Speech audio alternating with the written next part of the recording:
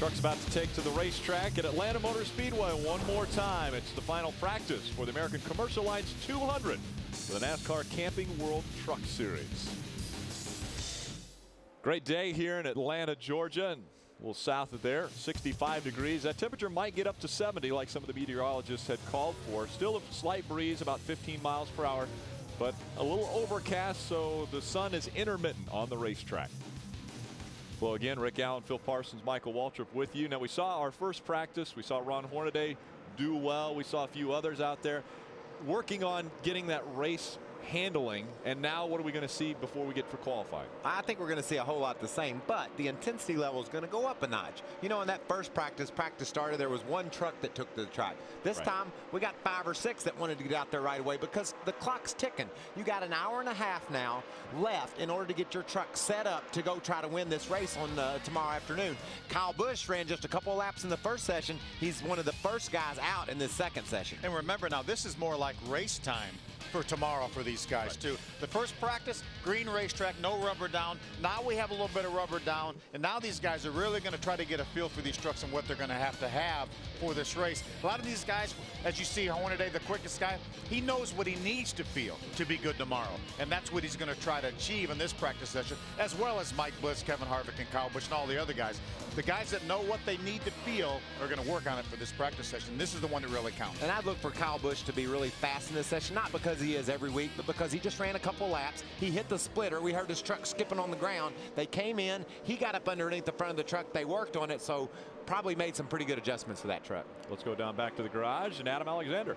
And how about we keep our eyes on the young guys? I'm talking about those 5 contenders for Ray Bestis Rookie of the Year. Maybe they're not all young. Johnny Sauter, of course, has experience here, but the others do not. And the man I'm focusing on is James Buescher. You see his truck behind me. He has never been to the Atlanta Motor Speedway until today, and it has been quite a work in progress. But he said as the day went on, he's getting better. And the first 10 races on the Camping World Truck Series schedule, 8 of them he's never been to before. We'll see how he handles the final practice session this afternoon, Ray. And Adam, a lot of drivers are going to be doing qualifying runs during this session, but not Ron Hornaday. Why? Well, they always know they're going to be good in qualifying, especially here at Atlanta. Now, Hornaday has finished second in the last 3 races here, so Rick Wren said that's not quite good enough. What we've got to worry about is getting a win here at Atlanta, so they're going to work on the balance of his truck right here. No sticker runs, no qualifying runs for the 33 in this whole session. Got a good little drafting group right here with Ron Hornaday, Mike Skinner. See Skinner a little bit higher through the center of the corner that time than Hornaday. And this is the same scenario they had in that first practice, except Ron Hornaday had his teammate Kevin Harvick behind him. But if I'm Ron Hornaday, Michael, I want somebody to be around me because I know that I'm more than likely not going to be by myself tomorrow. And I want to be behind. You know, we saw him leading Harvick around. Now here he is leading Johnny Benson around. I'm sure he's going to be curious as to what his truck will do when he gets behind another truck. Phil, it just makes a tremendous amount of difference because that truck, the 33 truck you see there, the VFW machine, it's blowing all the air directly away from Johnny Benson, or excuse me, the truck, Mike Skinner right behind him there. See, Mike, he's falling back now. Maybe he wants to see what exactly that air is doing to him because he's dropped back off the pace. But you know, it just makes a big difference. You're trying to run the same tire tracks that guy is, but yet he's making a wake in that air that you need. You need that air to run against. You need that air to blow down on your truck to make it handle right. You're not only on the front end, but all over that truck, and he is losing that. So that's what, to me, Mike Skinner learned something just now in this little run. Ron Hornaday, yes, he learned something, but maybe not as much as Mike Skinner did. Mike Skinner now knows what his truck will do when he's within 2 to 3 and to 10 truck lengths away from the guy in front of him. We always hear the term clean air. Ron Hornaday has had it, and Mike Skinner that time was running back there in a little bit of dirty air. See a few more trucks making their way off of pit road, and some going into the garage, some going back on the racetrack. Mike Bliss out in the number 40. He was second quick in that first practice session. Still has Oakland metal buildings on board that truck. Great story. Just the night before the truck race, a gentleman called Curtis Key, who owns this truck, said, man, I really appreciate what you do and I want to help you a little bit. And for the 3rd consecutive race, he's got his logos on this truck. Mike Bliss is going to try the high side of the racetrack. Again, he's looking for that feel he needs tomorrow, Michael. And they threw the green flag out in California, and he went up there on the first lap and stayed there till the end and was fast. So he likes running up top. So our final practice is underway from Atlanta Motor Speedway. J.R. Fitzpatrick outside his truck watching adjustments being made. Johnny Sauter coming back into the garage. We'll have more practice when we come back. Speed's presentation of NASCAR Camping World Truck Series practice from Atlanta is brought to you by Camping World. Visit campingworld.com and check out this week's featured special, checkered flag recliners. I'm going to check that out because I like Camping World. I love their participation, obviously, in NASCAR, but I'm just I like recliners. Riveted by what checkered flag recliners means. James Busch are on the racetrack, 16th quick. There's 17 that have been on the racetrack for the final practice.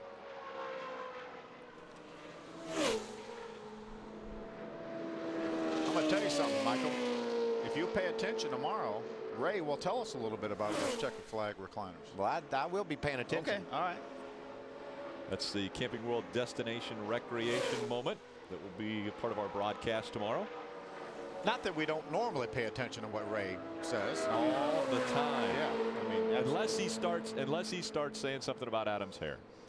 With my limited knowledge, I have to pay close attention. That's how I make up for some coming up short in some areas. For some deficiencies. Yes, I really pay closer attention than people really recognize. 18-year-old James Buescher on the racetrack, teammate to Rick Crawford. Again, Crawford making his 300th start tomorrow in the Camping World Truck Series. You know, and if I'm a crew chief, I'm trying to explain to James Buescher how drastically things are going to change from the time he rolls onto the track for the first lap till he gets to competing in this race tomorrow afternoon. The tires go away in a hurry. The groove widens out. Nothing will look the same as it did to him on that first lap around the track. And, you know, looking at his lap times right now, he's down towards the bottom of the board. He's down in 16th. That tells me that, and he's a rookie, he gets an extra set of tires, I think. And that tells me they haven't put those tires on, and they may not even put them on. They may just decide to go with this one set of tires and really almost somewhat circumvent the rule about the rookies. But I think he has to put them on, though, because I think he has to turn 2 sets of tires in. So he essentially will not be able to utilize those tires tomorrow. He does have to turn them in, but still, I want him to stay on those tires. I want him, even though he's slow, I want him to keep feeling these tires as they go away. You're not going to have new tires every 10 laps. It's not going to be everything you want it to be tomorrow, Ray. Ray, I heard laughing in the garage. Are they joking around in that? Well, I was laughing when I heard what Phil was saying about paying attention to me down here. But listen, I do want you to know that I pay a lot of attention to Kyle Busch because we all know that he's amazing behind the wheel. But what I think a lot of people at home don't know is just how intelligent this young guy is about chassis. And they are making an awful lot of changes on this 51 right now. Let me tell you guys, they're moving the weight on the left side frame rail.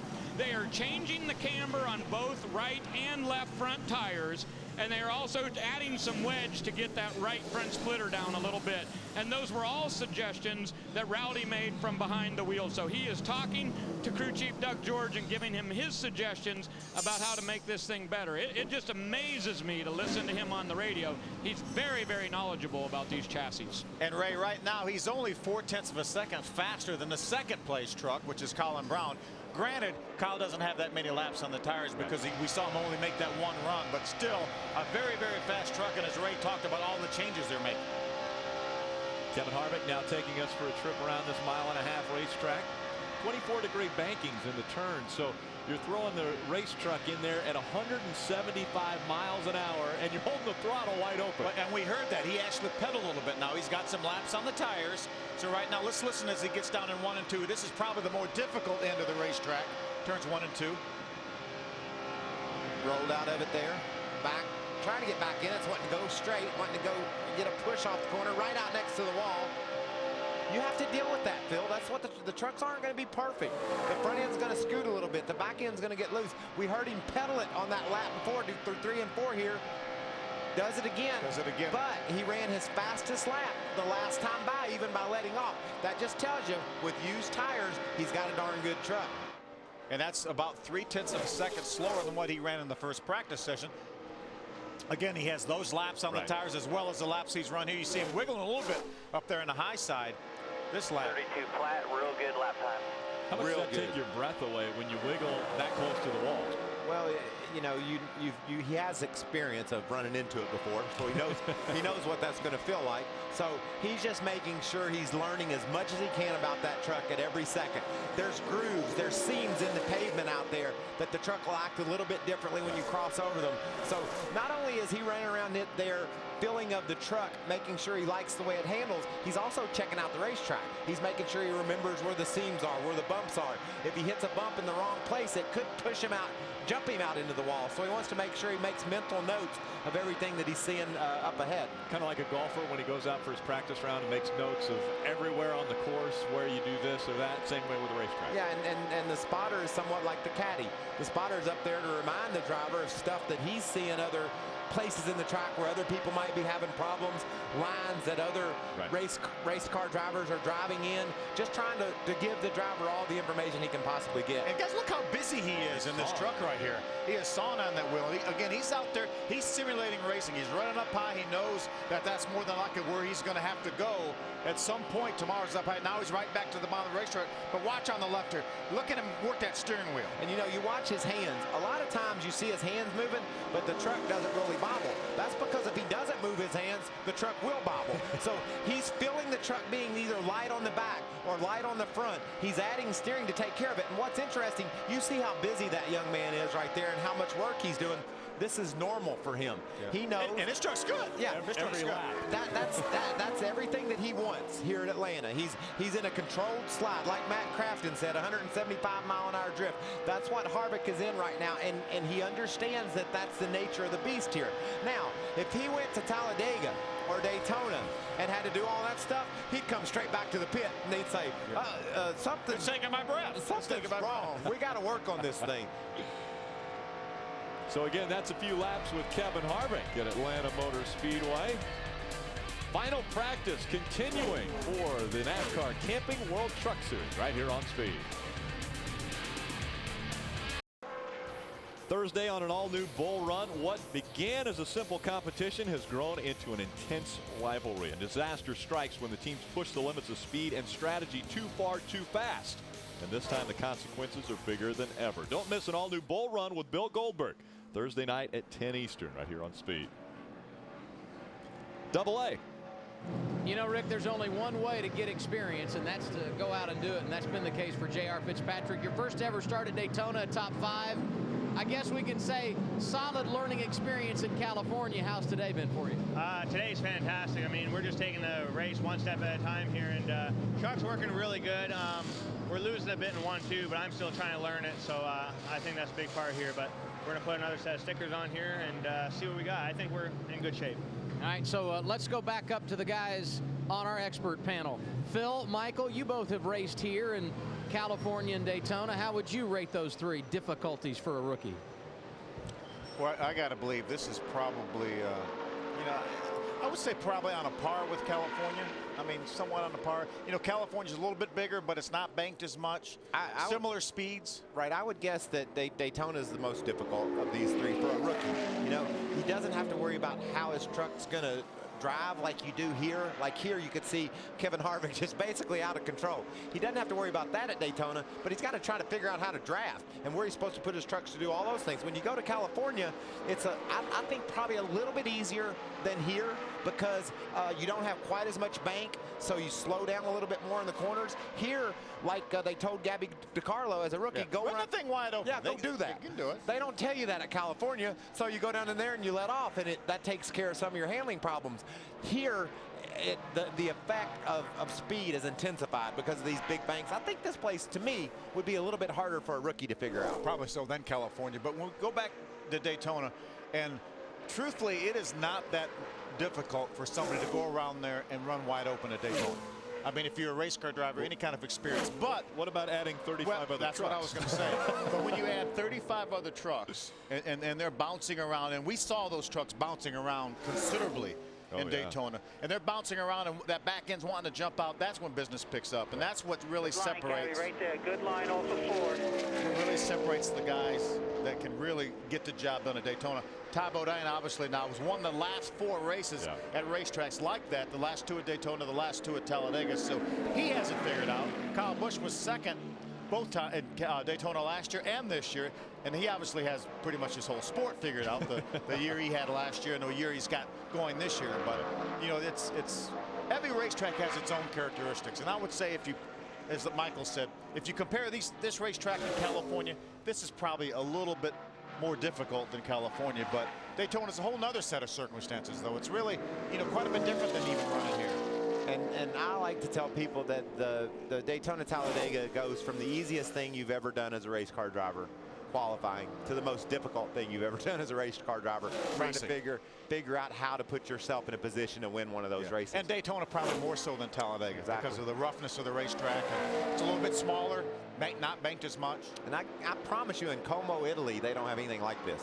So while Max is 39, I think, this is all new to him too. Just checking out these big old trucks at this track. This is fun for Max, learning how to compete at this place. We saw Gabby DiCarlo on the track a little bit ago. Her truck looks like it's considerably better feeling to her than it was earlier.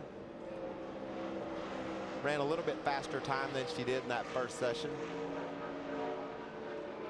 Pappas currently 11th quick. That first practice session, we had just over 30 trucks that went out on the racetrack to try to see how well their trucks were handling. 33 went out. So far in this final practice, 27 trucks have been out on the track. Kyle Busch is the quickest of those 27. 31.477 is the mark he posted in this final practice. We'll be right back. After missing a win in Daytona, Kyle Busch dominated his way to victory lane in Fontana. Tomorrow, Kyle Busch in the NASCAR Camping World Truck Series is right here at Atlanta, where things always get a little rowdy. NASCAR Camping World Truck Series racing the way it ought to be. Live tomorrow only on Speed. You know, Kyle won 21 races last year in the 3 major series here of NASCAR. And we're, what, three weeks into it, basically, and he's won 3 already. So he's got a pretty good pace going. If he averages 1 a week, and then that would be probably 36 or thereabouts. How about the dominant performance in California? 2 races in 1 day. Yeah, and he led 95 of the 100 laps in our truck race. What about last year here, though? We saw a couple of Kevin Harvick trucks up there dominating and battling for the win. They didn't have to deal with any Kyle Busch sightings up at the front at the end of that one. So I know that those guys are hoping that they can put him in their rearview mirror again here tomorrow. But during this practice, looks like that 51 truck's pretty stout. You know, he's raced here 4 times in the truck, and he's only won 3 of them. And he finished 8th the other time. That was last fall, as you mentioned, when Hornaday and Ryan Newman were racing for the win. So his average is terrible. It's like 2.75. Yeah, 2 3/4 is his average finish here for 4 races. Dennis Setzer on the racetrack in that number 8. No improvement across that bump in 1 and 2. First lap was real tight. Us behind Bodine. The first lap was real tight here. And then it came around a little better. Center of the corner, 3 and 4. Center to 2/3. Then I just lost a lot of side by the last time. Standard Atlanta deal. That's the Newton, North Carolina native. Right. If you're from the Northeast, tat means it won't turn. Yeah. And bat means it won't bite. So that is very good to decipher what was just said there. Ray Dunlap. Rick, we were talking a little bit ago about Kyle Busch talking about changing camber in both of his front wheels. Well, Todd Bodine has done the same thing. And when we're talking about camber, we're talking about how much the wheel either leans in or leans out. Now, this is what you use to adjust that.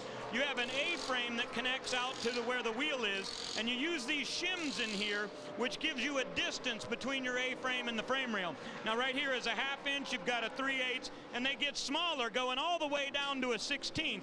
But here's what's amazing to me. Let me put this 3/8 up there. Now, I know Phil's going to laugh at me when we talk about the difference between a 1/2 and a 3/8, but by the eye, you can see that it's a very minuscule difference, and it was a huge difference for Todd Bodine on the racetrack.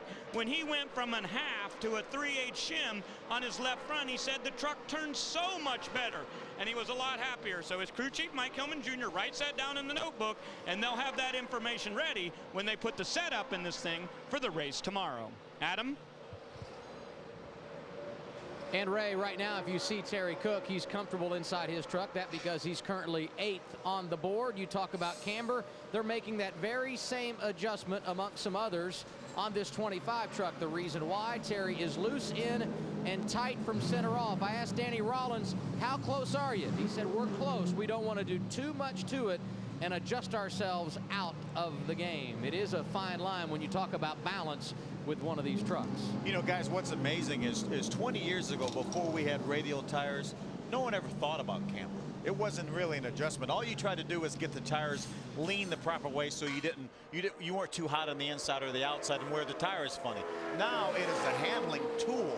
You can't lean on it too much, and we talked about during our first practice session, these trucks will be impounded after qualifying, so they will not be allowed to change that camber after qualifying. So they want to be a little bit hotter on the inside of the tire. That seems to give them more grip, but if they go too far, then they'll wear out the inside of the tire. So it's really a fine line. But as Mike Hillman Jr. is doing it, I'm not going to laugh at Ray. I think it was a great report from Ray talking about the intricacies of camber and how much they affect these trucks. And by the way, Ray, the difference between a half and 3/8 is 1/8. Now you're going to laugh at him. I didn't laugh. He just said the difference is. Check out this Ford truck, Phil. A minute ago, we saw Hornaday running with Harvick, and they said that was just a coincidence. But just a second ago, they pulled out on the track. The two, you can see the two behind. He was behind the 7 truck of J.R. Fitzpatrick. It went around. The 2 actually waited on the 4 so that he could show Harvick showing Ricky Carmichael the line around this track. Carmichael was down the list earlier in practice. Now he's up to 4th spot on the scoring serial, and he's been able to match Harvick lap after lap. Harvick's running high now. Ricky Carmichael's running low, but Harvick wanted to show Ricky a line, show him how he runs high so that he could learn to do it. It was planned this time. Yeah. And because he feels as though Ricky will need to be able to run up high tomorrow, you're going to have to search around here for more grip. So Harvick is showing Ricky how to run that high line right there. What an incredible advantage it has to be for Ricky Carmichael to have at his, I guess, at his calling, a driver like Kevin Harvick and Ron Hornaday that he can work with on the racetrack. He's got those 2 guys that he can go to not only on the racetrack but also in the garage and say, hey, it's feeling like this. What do I do? And what I'd want to do if I was Kevin Harvick, I'd want somebody on my truck TiVoing me right there. Ricky, this is what all you got to do. Look at that. Left, right, left, there. Yeah. Gas, go. I mean, that's how busy you're going to have to be. Don't come in and tell me your truck's a little this or a little that, because it's going to be those things. Just try to find a balance and slide as good as you can. Watch Harvick through this corner. Hear him using the gas? Yep. Right, left, right.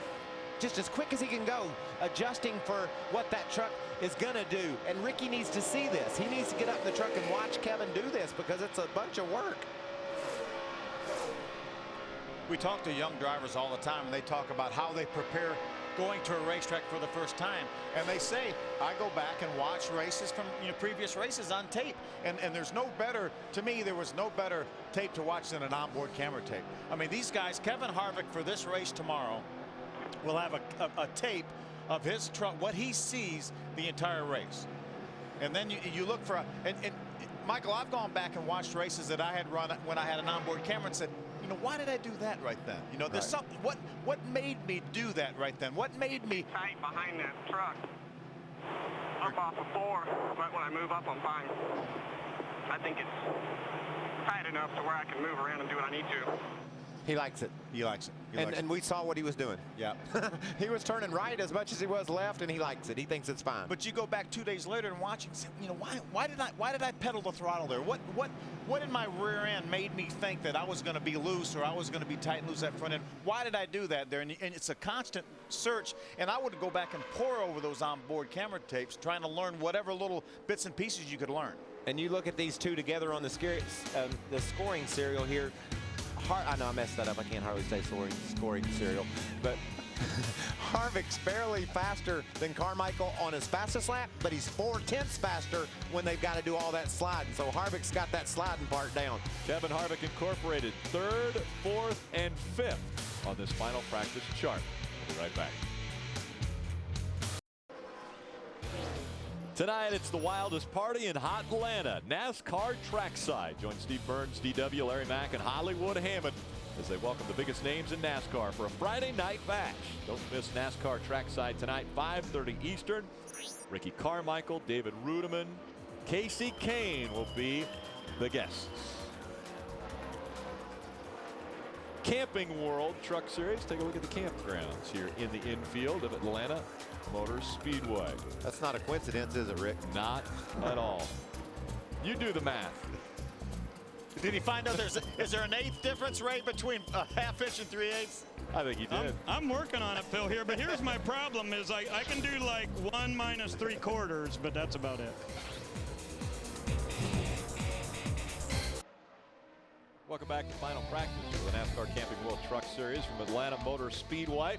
We've seen the speeds get upwards of 176 miles an hour. That was Kyle "Rowdy" Busch, who posted a pretty good mark out there on his first lap, 31.477. You know, he just went back on the racetrack a moment ago and never ran a complete lap. So it's obviously something he didn't like about that truck. We talked about Ray Dunlap and those guys talking about all the changes they were making and what Kyle was feeling. Part of knowing what you're talking about when you make those changes is being able to analyze it right quick and say, okay, that wasn't any good. I didn't like that as well. Get back in the garage area and either put it back where it was or maybe go the other way a little bit with it and see if whatever change you made would be better if it was the opposite. And not only do they have a time limit, this practice will end at 3 o'clock Eastern, but they also know they only have a limited number of laps that they can get the good out of the tires too. So they don't want to go out. Kyle didn't want to go out there and run 2 or 3 laps on something that he didn't like. He knew that they were going to have to change. So why not cut your losses and go back to the garage and work on the truck some more? This is Skinner. Yeah, he's the first guy on the track earlier this morning. Drove out there as soon as they said go and made 2 or 3 laps and was right up near the top of the speed charts in that first practice. This practice he's setting 10th and probably not quite where he wants to be right now. It'd be interesting to get his thoughts. That was a 32.9 second lap. That's some 7/10 off his fastest lap, and that was his 12th lap. Looking down through some of the other faster times, Kyle Busch just ran he ran a 32.30, so that's 4/10 better than where Skinner is right now. I see some 50s and 60s for other trucks, so Skinner needs a little bit more speed out of that 5. But if he likes the way it's feeling right now, he might just hang with it, thinking maybe he can get that speed on the other end, Phil. And remember, he ran 16 laps in the first practice session, already right now up to 13 laps. So he has almost 30 laps on his tires, which is about half of a full fuel run and tire run. Yeah, and we've got to clarify that. Even more so. A lot of people that watch the Sprint Cup Series will say, well, this is another practice. I'm sure they put another set of tires on. In the Truck Series, there is a set number of tires that you can purchase for the weekend. For the weekend. So, no matter how much money you have. Exactly. You might have all the money in the world, but you can only purchase 5 sets of tires. And that's just NASCAR trying to save these people from themselves. Yeah, exactly. and they need to, because we wouldn't do it. That's exactly right. It's a great rule. I love that rule. Adam Alexander. All right, let's talk about Johnny Benson. Remember last year he won the championship, and there were some days that this team just made it look easy. Well, they'd love to go back to that because today has not been easy. They just left the garage area. They're back on track now. I asked them what they were fighting. They said everything. I asked them what they were changing. They said everything. It has not been a good day for the one and defending series champ Johnny Benson. You know, they struggled in California. We'll have to keep our eye on JB and see what improvements they're able to make in this final 45 minutes of practice, right? And Adam, over on my side of the garage, Kyle Busch liked the wedge change that they made in his Miccosukee Toyota, but he did not like the shock change. So Doug George and crew are going back to the set of shocks they started the earlier practice with today. They're putting those back on this number 51. He said he felt like the new set just didn't have nearly enough rebound, so it was sticking him down to the track and not coming back up. So changing shocks on the 51. We'll keep an eye on Rowdy when he gets back to the track and let you know if he feels it a little bit better. Now, we saw all the hand movements that Kevin Harvick was making when he was driving his truck. Watch Kyle Busch explain his truck to his crew guy. He's going down in the corner, getting down in the bumps, and then the nose is flying. He doesn't have enough rebound. And then it's bouncing.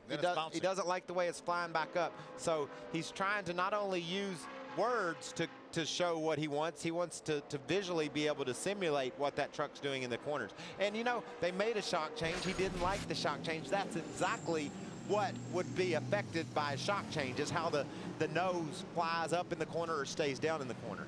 And you know what I like is the fact he liked the wedge change. So he could decipher, he could pull apart the changes that he made and say, okay, I like that part of the change, but I didn't like this other part of the change.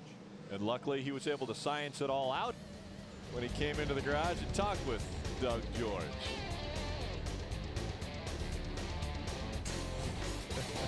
Kevin Harvick to that number 2. He's 5th quick in this practice.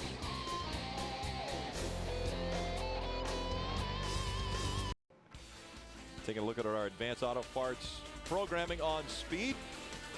NASCAR Live coming up next. The Sprint Cup practice at 3. The NASCAR Smarts. You'll want to see that, be a part of it at 5 o'clock, 5:30 trackside. And again, some great guests on there. David Rudiman, Casey Kane, Ricky Carmichael. And then qualifying for Sprint Cup at 6:30 this evening. And we've barely just begun here on speed today. I mean, oh yeah, we're on here until probably what, 8:30? I would think by the time qualifying will end. we were guessing like 9.5 hours of coverage from Atlanta Motor Speedway. That's actually a very accurate statement. Not even a guess. We were saying like 9.5 hours of coverage here from Atlanta today. It's that kind of knowledge that you should bring to NASCAR Smarts. We could do it. I'm telling you, we could do it. I'd like to maybe me and you take on those two. Take on Rutledge and Kyle sometime. How about that now? How about that? The gauntlet has been thrown down. Let's throw that out I don't there. think they have a shot. I don't think Michael against Rutledge and Kyle. Yes, we're on it. We're on it. We'll try to work that celebrity challenge there. Adam Alexander. My vote is we do it All-Star Weekend because those are like the All-Star NASCAR Smarts people. But anyway, it's just an idea for marketing. Now let's talk Truck Series. And Ernie Cope is the crew chief this weekend for Kevin Harvick. And, you know, the last time we came here, a Cup regular won, Ryan Newman for Kevin Harvick, and you were the crew chief. And all 3 of the trucks are in the top 5. So how do the setups compare? I missed the end of your question there, Adam. How do the setups compare between the 3 trucks out of the KHI stable? They're pretty close. We've got a little bit different downforce, you know, from truck to truck, and setups are just, they're not far apart. So it's good enough at this point. You guys are done, huh? Yeah, we got 37 laps on our tires, and he said the balance is pretty good. We've got a high downforce truck, and probably not going to get the pole, but I think it's going to race real well. Mikey and Phil have been making some comparisons on the trucks. Have you seen any video of what we've been seeing on the track? No, I haven't seen it yet. Guys, he's working down here. He doesn't have time to help our ratings. You know what I'm saying? Now, 37 laps.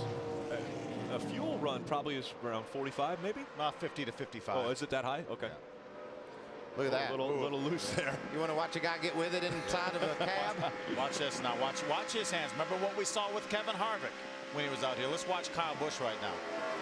Harvick was making quick little stabs at it, keeping it steady like that. You can see Kyle Busch doing the same thing. You hear him on the throttle too, pedaling, squeezing out of it a little bit, entering the corner, then back down hard. Still running extremely quick lap times. He only had, what, 5 or 6 laps in the first session? Yes. And now he's up to 14, so he's probably got just past 20 when you count ins and outs on his tires. Harvick was up in the 30s, so both those trucks are really fast. And Harvick ran his last lap at a 32.46.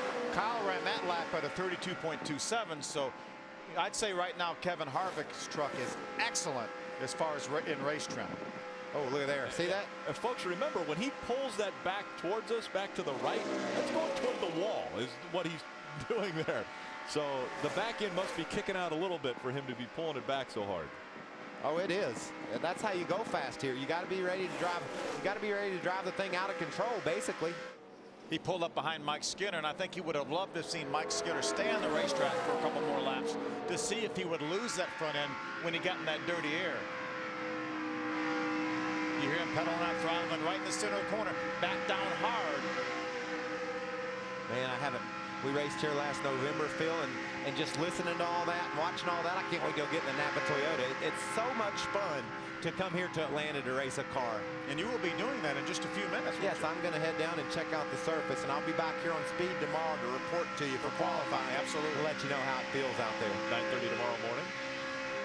It'll feel good at 9:30 in the morning. New set of tires at 9:30 in the morning. It's going to feel real good to these guys. Kyle's still out there. He slowed down to a 32.64 the last lap. So we'll see what he runs this lap. Again, he's continuing to come. Would help you? 32.51 that lap. Exit, middle. So let me get off this corner before I answer. Well, Drive it. If I just do what it wants to do, it's perfect. If I try to hustle it at all to get a little more out of it, it's then to get a little bit tight, and then a tight loose comes in, like center off. But right here, right What he's talking about is if he tries to overdrive that truck, then he gets into some situations. If he drives what the truck will give him, then it's pretty comfortable. And evidence of that is he ran a 32.512 2 laps ago. He took what it would give him again, run a 49. And we saw his hands calm down quite a lot. He just backed off the pace a little bit, and instead of trying to force the issue, but he's going to have to force the issue at some point tomorrow. That's why he was doing it, to understand exactly what his truck would do when he needs to get a little bit more. If he need to get with it, and then he found out.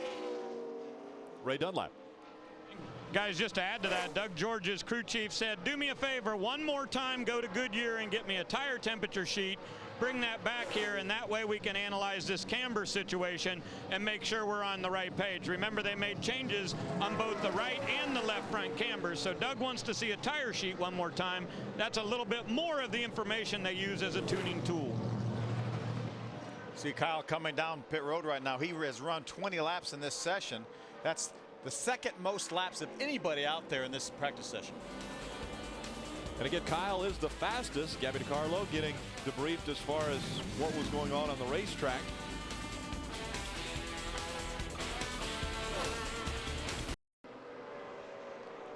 Sunday on Speed, NASCAR race day rolls into Atlanta, one of the fastest tracks on the circuit and one of the most unforgiving.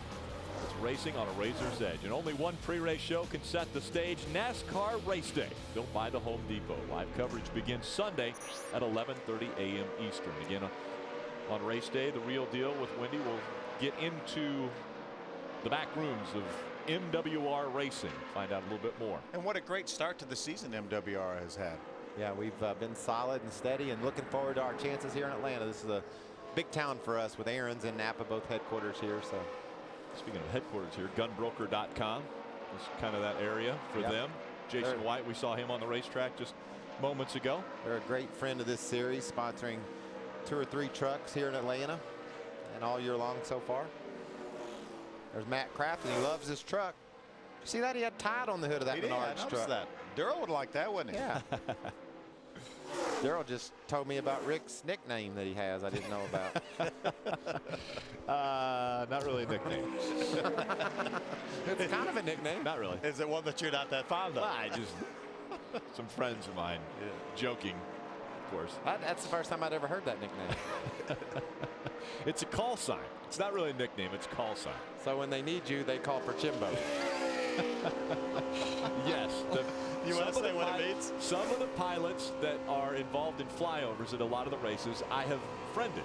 And one of the groups of pilots, and one in particular, gave me the call sign Chimbo.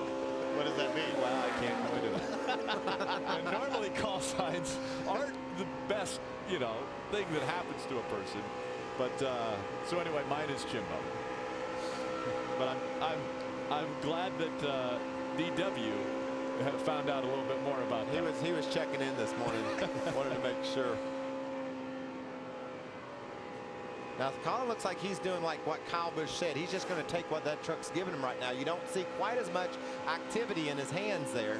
And that last lap was a 32.77, which is about 3/10 off what Kyle and Kevin Harvick were running with laps on their tires. And that's 3/10 is in all that other stuff Kyle and Kevin Harvick were doing. And that's why it's really cool. This kid can win.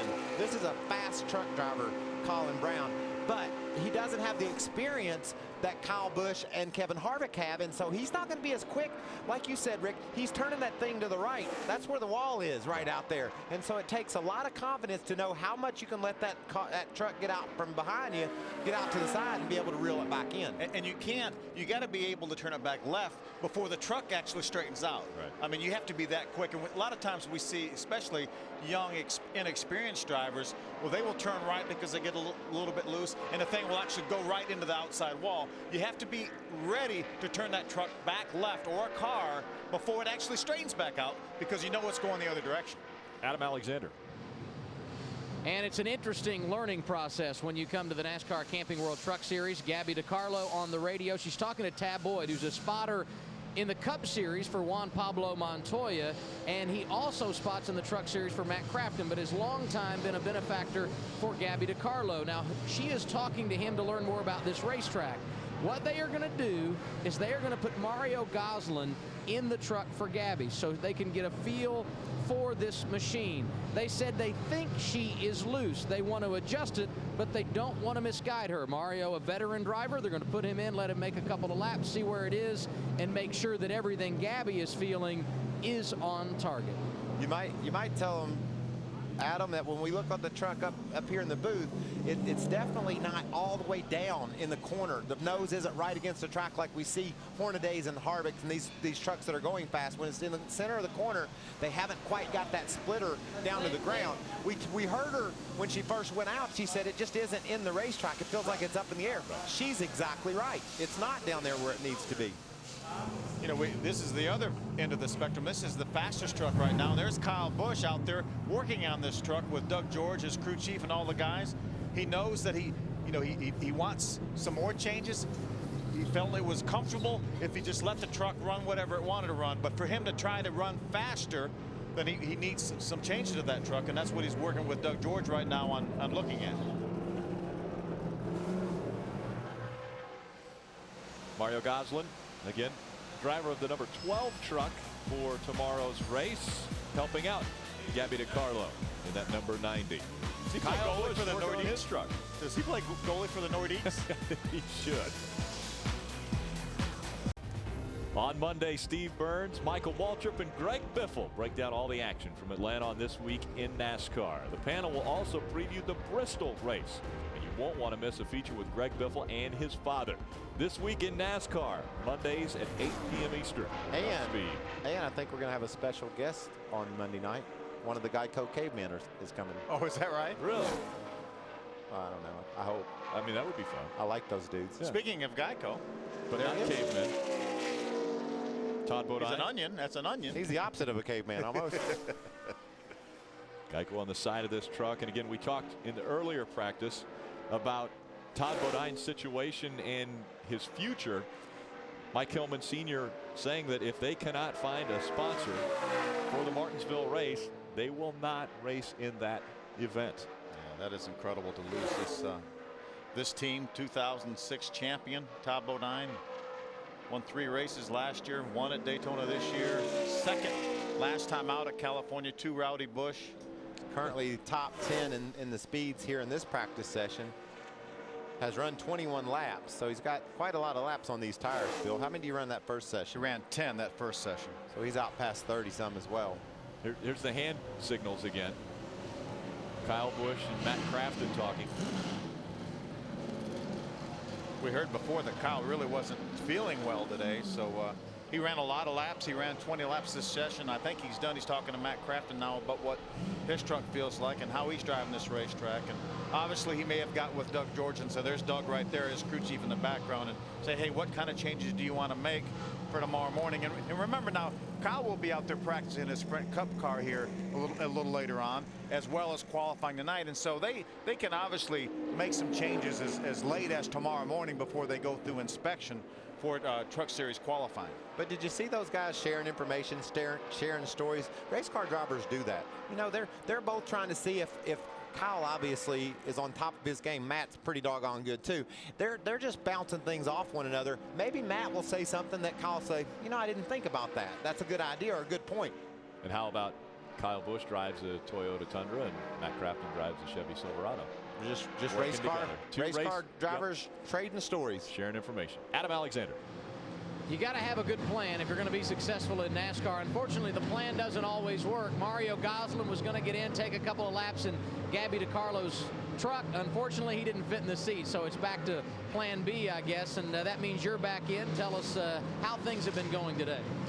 They're not bad. I'm still learning. It's a tough track to learn. You know, it's tight, but you got to run flat out, so it's kind of balancing the whole thing. And it's only my 2nd time in the truck, 1st time at the track, so we're just learning.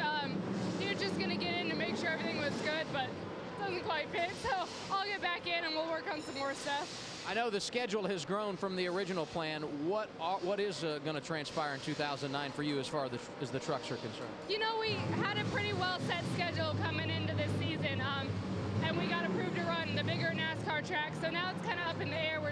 Right now we're taking it as it comes. Our plan was to run Fontana and Atlanta, now we'll sit down after this weekend and go through and set a whole new schedule for the rest of the season. Good luck. Thank you. Gabby DiCarlo 30th on the charts for this final practice. And we saw her chasing the truck up the racetrack in some of her earlier runs. Still trying to get the handling figured out on that race vehicle. Brian Silas out on the racetrack now, the 21-year-old. In his Chevy Silverado, trying to get the feel of this track. A little bit close to the outside wall there coming up. He about got the feel of the outside wall, which you don't want to do at Atlanta Motor Speedway. Kyle Busch still the quickest by 3 miles an hour over Colin Brown.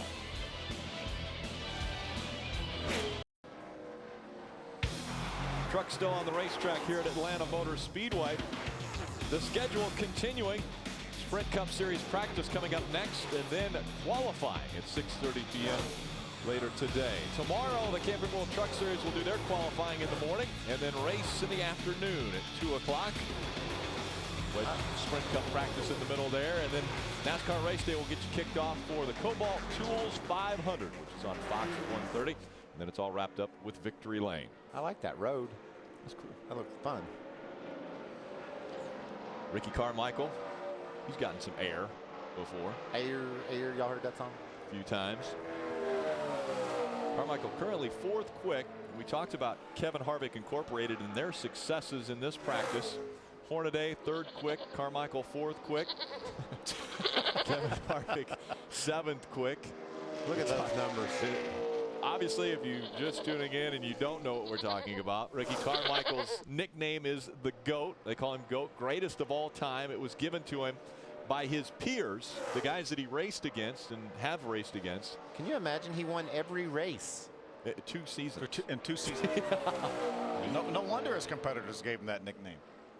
He's doing a nice job on these 4 wheels too right now. Yeah, he's been impressive. 4th quick. Did so well at Daytona and California. They said, why don't you come to Atlanta and continue this learning curve you're on? Originally, he was only scheduled to run 14 races in this Monster Energy. And what he's doing now, Phil, he's fooling around. He saw where Harvick would go and where Hornaday would go up high, and he wanted to feel it. Didn't quite like it, but he thought he'd feel it. Now he's going to go back into the garage and debrief with his team. Yeah, you'd mentioned 14 was the number of races that they had scheduled him for, but we talked with Kevin before that first practice, and he said, you know, I just need him in the seat as much as I can have him in there because he's got momentum right now. He's doing things right, and he's learning, so let's keep him in the seat as long as we can. He said, well, you know, we're just going to try to figure it out as we go. And what an incredible job to finish in the top 10 in his 2nd ever truck race. He really only has 1 year of stock car type racing under his belt. He ran the Camping World East season last year for Kenny Schrader, and that's really the only experience he's had on 4 wheels. What a great job he's done so far. Taylor Malsom out there, the Randy Moss Motorsports, number 81. He already learned how to have a big crash down at Daytona. He got his whole back of his truck ripped off. Ray Dunlap, what's going on in the garage? Well, Rick, you were talking about the number 14. I want to add to another 14. That would be Rick Crawford's Circle Bar team. And we already documented earlier today, but I think it's worth repeating about Rick Crawford's 300th start in the Camping World Truck Series. This race on Saturday, tomorrow afternoon, will be the 345th ever in the series, and Crawford has been to 300 of them, all with Tom Mitchell and all in a Ford. I think that's pretty incredible. And if you look at the rundown right now, you'll notice that Crawford is right up there in the top 5. And he says he's very, very happy with his truck. He said it's real nice on entry, and they're done with practice today, getting ready to go qualifying. Rick Crawford very, very happy in his 300th start. Adam? And young Brian Scott also about to wrap up this practice session. They've already made a qualifying run, scuffed in 1 set of tires, didn't get the exact result they wanted, so they have sent Brian back out. He is on track now, making 1 more qualifying run for Jeff Hensley to see what they have for tomorrow morning's session. And there you see Jeff atop the hauler. And once he pulls it in here, I would guess they will be done with this practice session and have 2 sets of scuffed tires for tomorrow's race, guys. You know, these guys would love to be able to run 30, 40, 50 more laps and really work and fine tune these trucks. But with the limited amount of tires that NASCAR will allow the teams, we've talked about that before, they're only going to be able to run so long and before their tires really have no grip left and they're not learning anything anymore. Right, and this track doesn't look great. When you qualify in the morning, you're going to want to be right on that line, right next to that white line through both turns. His truck got a little high off 2, a little high off 4 there, so that's probably, they're working on it, trying to tune it up because he doesn't like the way it feels. Michael, I'm sure that you've learned an unbelievable amount of information while watching these 2 practices on speed. Now you can take some of that information and take it down to the racetrack. Yeah. I think you've got to leave. I got to go. We practice here in about 15-20 minutes. Plus, I've got 347 friend requests from Facebook that I got to figure out how to process because of what I said earlier today. About 10 more minutes of practice here on speed for the Camping World Truck Series. Stay with us. Speed's presentation of NASCAR Camping World Truck Series practice from Atlanta is brought to you by Camping World. Visit campingworld.com and check out this week's featured special, Checkered Flag Recliners. Final minutes of practice continuing in Atlanta. We're going to check out those recliners tomorrow, too. We will see those during the setup with Chris Devoto. Stacy Compton in the Weiler.com Toyota 60 truck. Stacy's got a couple top 15 finishes already this year at Daytona and California with his truck. You're in pedaling that throttle. Actually coming down, coming off the racetrack now to head towards pit road. Two's in a big hole. It is better on exit, but it felt like it lost the nose through the center somewhat that time. I started sliding the nose through the center. Better on exit, but not as good through the center. Stacy's down 25th right now on the scoring serial. Easy for you to say. Michael struggled with that earlier. James Busch on the racetrack. We saw Colin Brown as well out on the racetrack. 15th for James Busher, teammate to Rick Crawford. Remember, he's one of the rookies, so he got an extra set of tires here for practice. Colin Brown got those extra sets of tires last year, not anymore, though. Full season under his belt. Utilized that extra set a year ago. And Colin's second quickest in this practice session. See that 31.89 is about 0.4 of a second off what Kyle ran. But remember, Kyle only had 4 laps on his tires when this practice session started. And a lot of rubber down on the racetrack as compared to what some of the guys were running in that first practice. You can see right here, this is the same truck that Eric Darnell won with at Michigan last year, and that he killed. Really, he killed. I wore him out. Yeah, just killed Benson. Inch and 3/8. But I know that's obviously Roush Fenway scaling back from 3 trucks to 1. So Mike Beam, who actually runs the Truck Series operation as well as being Colin's crew chief and the nationwide operation, was able to pick some of those trucks from the other 2 teams. And this is obviously one of the trucks that they're very, very confident in, and a great race truck, and obviously so far second quickest for Colin Brown in that Conway Freight Ford. 31.893 was Colin Brown's no issues with the rear right. No. Colin coming down pit road. Was just chatting with Mike Beam. He's talking about. Again, winding down here. Yeah, we talked about the fact that Ford hasn't won at this racetrack in the Camping World Truck Series. That's amazing. That is really amazing. Especially the successes that Roush Fenway has had in the other series. I think they've won here 11 times in the other 2 series between Cup and Nationwide, and never won here in the Truck Series. And we've had 9 races, and they. Yeah. I know that Roush has had at least 1 truck in every single race, and as well as Rick Crawford has been here for every race with these Fords. Mike Bliss comes off the racetrack. Ray Dunlap down in the garage. Well, we want to talk to Dennis Setzer. P7 on the board right now. You satisfied with that? Well, we're still working on this thing. We got a little tight on the second lap. I thought it was going to be a better lap on our mock-up run the second lap. Got a little tight over here, so Randy's got some tricks up his sleeve, I think, for the early morning qualifying in the morning, and we'll try a few other things. But, I appreciate these guys from Dave Malcolmson Racing. They've done a great job just to kind of get thrown together with them, and pretty exciting so far. And, Dennis, we've seen this team be very, very competitive on 1.5 miles. That's got to give you extra confidence. Absolutely. They've had some great setups. They've done the right front coil bind. They've been pretty good at it. So this feels really good as I've ever been on the right front coil bind. So I'm pretty excited about that. These guys have worked hard with Chad last year. Hopefully I can jump in with them and carry on. All right, we wish you good luck. That is Dennis Setzer. He's in the top 10 and has a big smile on his face, guys. Well, that's good. It's always good when you have a driver that's got a smile on his face. Hey, I have your first question for NASCAR Smarts. Okay. How many wins does Roush Fenway have at Atlanta Motor Speedway? 11. You said 9 earlier. How come you changed to 11? It's 6 in the Cup Series and 5 in the Nationwide Series. That's pretty good. Hey, you heard that chuckle. That's brother of Michael Waltrip. We've got DW up here in the booth with us. Backup man. You know, he had to go down and play race car driver. I think a great trade. I'm kind of I agree with you. I totally agree with you, Phil. Yeah, I've been down doing a little reconnaissance work down in the here and there around, and that's how I found out about Rick's nickname. Call sign.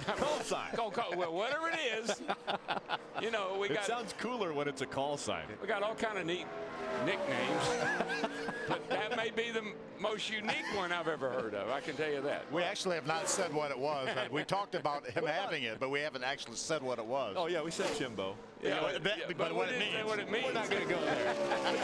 you got Maverick and Iceman and Jaws. Yeah, I got Jaws. You got that right. You kind of did a double take there when I threw that out. Well, yeah, I did. Hey, we're winding down here with Camping World Truck Series final practice. Trucks are making their final runs and fine-tuning for qualifying tomorrow morning. Kyle Busch still quickest, over 176 miles an hour. Final minutes of practice for the NASCAR Camping World Truck Series. They're winding down. Joining us up here in the booth, Darrell Waltrip. Darrell, you obviously very involved in this series. You guys called the California truck race. Did you see anything that stood out there as far as guys that are shining this year? You know, the one thing that we can't capture on TV is just how dadgum fast these things are going. Yeah. I mean, you're talking about a pickup truck going around this racetrack at 178 miles an hour. That's flying around this place. And you're talking about running wide open. We're not at Daytona. We're not at Talladega, man. There's a turn right there. Look at it. You should have to let off to make it, but that's how good these things handle. And Phil, you know how much downforce these things have. More than the COT, I think. And we were watching Kevin Harvick earlier from his onboard, and he was out running some great lap times, but working that steering wheel all the way around the racetrack. Well, obviously, we want to focus our attention back here to racing. Brian Scott is going to be interviewed by Adam, but again, like at Daytona, for some reason we can't keep Adam's attention. And I hope it's just the fact that he's getting ready, or he's been listening to us, and not that he's getting ready to interview Brian Scott, right, Adam? That must have been before Darrell got up there. Darrell finally got me going again. And speaking of California, Brian Scott doesn't want to go back there. That was a rough day for you. 12th on the board here today. Your thoughts? Our Albertson Toyota Tundra is really, really good in race trim. I feel like we're definitely a top 5 truck pretty easily in race trim. And that's kind of really been our story the last 10 or 12 races. Ever since Jeff and I have got together, we put in a lot of focus and a lot of dedication into the race trim, and it just seems like we just dance around and miss qualifying setup. It's me more than him. He's got a lot more experience. He sat on a lot of poles with Skinner, and I'm just struggling to adapt to the field that I need to have and a balanced field that we need to be really good on the board. I mean, I'm not surprised that we're falling pretty quick here in this final practice as teams start mocking and everything like that. We're not going to end up real impressive, but I know when the green flag falls, we're going to be going right to the front. Ray? Well, Adam, one guy you think will be real impressive here tomorrow, that's Rowdy Busch. When we talk about the Atlanta Motor Speedway, of course, 3 victories here, and all 3 of them have come in this very exact truck, chassis number 11. He has won 10 races in the Camping World Truck Series, and 8 of them have been in this vehicle. I think Rowdy's very confident with his truck. He's very happy with his team, and that could be really bad news for the competition tomorrow. He started out this season just the way he did a year ago, 2nd at Daytona, a win at California, and tomorrow I think the 51 truck, guys, is certainly the one to watch. for the very best truck on the track tomorrow here at Atlanta.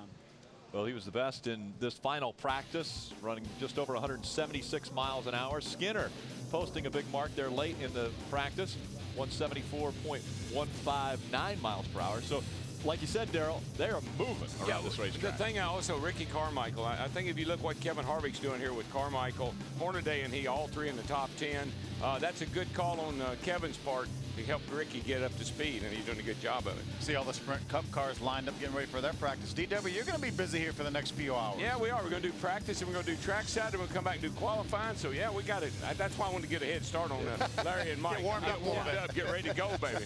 Glad you got warmed up. Again, that's what's taking place later on Speed. NASCAR Live will be right on the other side of this practice. Then, as we mentioned, DW at Sprint Cup practice, NASCAR Smarts, trackside, and Sprint Cup qualifying, all still right here on Speed. The cars begin to roll out on pit road. We'll wrap up this practice session when we come back with Steve Burns and Hermie Sadler. Glad you're back with us at the Atlanta Motor Speedway. Final practice in the books for the Camping World Truck Series competitors. 2 practices for them today. They will qualify tomorrow morning. Meanwhile, it's time for Sprint Cup Series practice. They will qualify later on this evening. You'll see that here on Speed. Crew chiefs, engineers atop the transporters, drivers in the car. Let's take a look at the menu. A lot headed your way for the remainder of this day here on Speed. Sprint Cup practice, the NASCAR Live, followed by NASCAR Smarts and John Roberts. Trackside, our guests include David Rudiman, Casey Kane, and Ricky Carmichael. And then you'll see Sprint Cup qualifying live here at Atlanta. And Hermie, we're getting set for Sprint Cup Series practice. And, you know, again, this place, as long as we've been coming here, it's all about how fast this place is. It really is. And it's going to be interesting to see how many laps these teams run in practice. All the talk this week has been about engines. Well, last week's race, 427 miles. This week's race, 500 miles. And you've also got 2 practice sessions again tomorrow. So anxious to see how many laps these guys run today, miles on the engine prior to qualifying. Well, Hermie, down in the garage, Randy Pemberton and Bob Dillner. We start with Bob. David Rudiman about to hop into his car, but want to talk about number 1 last week. And I've known you for a long time, and you're a guy that always likes to thank the sponsors and the team and so forth. But I really want to know, what has this season meant to you so far, especially last week's run, David, you and the family? Yeah, I think it's been a great deal for everybody involved with our team, and certainly, you know, in my family for sure. You know, everybody was pretty proud of the fact that we did, you know, we had a good run and you know, hadn't won a race, but I think we're getting a little bit closer. So that's the goal, and you know, I mean, at the end of the day, you know, by the time you get out of the car and you do interviews and stuff like that, it doesn't really sink in just how far you've come in a short amount of time with your organization, with your team. So again, all goes back to the team to prepare this thing. So I'm pretty excited. All right, now this weekend here at Atlanta, I know last week is last week. This week, just a new, fresh start again. How important is this? Well, I mean, you know, just you go week to week and race to race, and you know, just because you had a good car last week doesn't mean you're going to have one automatically. So feel pretty good about it, though. All right, David Rudiman climbing in his car here in the garage area, and this week very important because they want to see if David Rudiman is the real deal, Randy Pemberton. Well, Robbie Gordon has yet to grab a top 10 finish in 2009. You're sitting 31st in points. How big a weekend is this for you, knowing the cutoff is going to come in 2 weeks after Bristol? I don't know. We got a pretty good margin on 35th. I'm not looking at that. Finished 15th last weekend, ran in the top 10. So, you know, I think the goal this weekend is obviously try to run the top 10 again. This is a good racetrack for us. Look forward to it. Tell me about the engine situation with TRD. Are you guys confident you have those things put behind you as you get ready to go out to practice? You know, I don't know why, but we haven't had any issues with our motors. We haven't changed the motor all year. So, you know, I don't know if it's the way we cool our thing down or the way we warm it up, but it's working for us. Hopefully the luck stays with us. You know, I'm not saying luck. Those guys are a bunch of really good guys over there that know what they're doing. They'll figure out what the problem is. They've got a whole fleet of guys on it. So I got confidence in Toyota. They'll figure it out. All right, good luck in practice. Have a great weekend here, Robbie. Thanks. All right, Robbie Gordon getting in his car, getting ready for practice. Steve? All right, thank you, Randy. Appreciate that very much. And, you know, Hermie, we need to talk about David Rudiman for a second. He and Jeff Gordon, the only drivers to finish in the top 15 in the season's first 3 races. That's pretty good company. Yeah, I mean, David kind of carried the banner the last couple of years for Michael Waltrip Racing. Every time they needed a good qualifying run or a decent finish. He really started to come on late last year with a lot of good consistent runs. But I tell you a funny story. You know, Michael Waltrip, owns that race team. Aaron's, who does a lot for our sport and has been around a long time, based right here in Atlanta. They were on the fence as to whether or not they were going to come on that car for the full season. They had a handful of races or a limited schedule, but Michael Waltrip went to Ken Butler and said, David Rudiman is going to win a race this year, and you want to have Aaron's on that car. And so far, David is doing what you got to do before you win, Steve. He's getting top 10s and top 5s. It wouldn't surprise me to see that win come very soon. Hermie, let's take a look at the point standings just 3 races into this 2009 schedule, and you see some surprising names up there, but Jeff Gordon, not a surprise, but how about Clint Boyer up there? I mean, Clint Boyer, basically a brand new team, Steve, 3 races in, a great job of communicating with he and Shane Wilson. Also a good job by Bobby Labonte in that 96 entry. That deal came together. I mean, Bobby wasn't sure at the end of the season what he was going to do for 2009, and they had a great run last weekend for Yates Racing at Vegas. Well, that's Hall of Fame racing, basically Roush Fenway cars, but don't forget, Todd Parrott is helping Bobby Labonte with that race team. A lot of experience between those two. Hitting it off pretty good so far. Hermie, also quickly here before we go upstairs to Mike Joy and the guys, good tire test here. Greg Biffle, Juan Pablo Montoya, very pleased about this new combination that Goodyear's brought. Yeah, I think Goodyear and the racetrack and the drivers want this weekend to be about racing on the racetrack and not about the tires. NASCAR so far this year done a great job of giving the drivers what they want, and that's grip so they can go fast. In a perfect world, the Goodyear would rather be like the baseball umpire that nobody even talks about. Nobody knows. That hadn't been the case in the past, but Goodyear has always learned from their mistakes, and I think they'll have a much better product here this weekend. Well, it's time now for NASCAR Sprint Cup Series practice from the Atlanta Motor Speedway. Stay with us for the rest of the afternoon. Don't forget qualifying tonight live here on Speed.